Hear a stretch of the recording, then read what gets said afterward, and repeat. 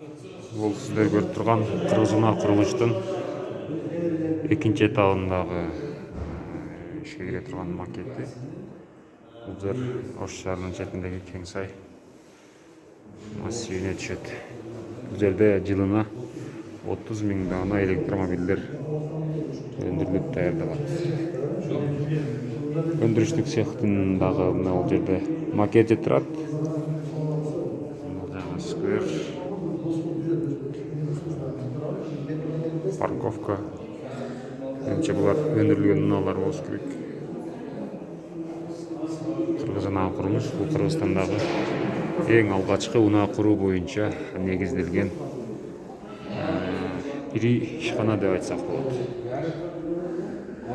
Буюрса жакынкы жылдары Кыргызстандан электр булагы менен, электр тогу менен жүрө турган автоунаалар мына ушул Ош шаарындагы Кыргыз унаа курулуш ишканасынан өндүрүлүп баштайт деп турабыз.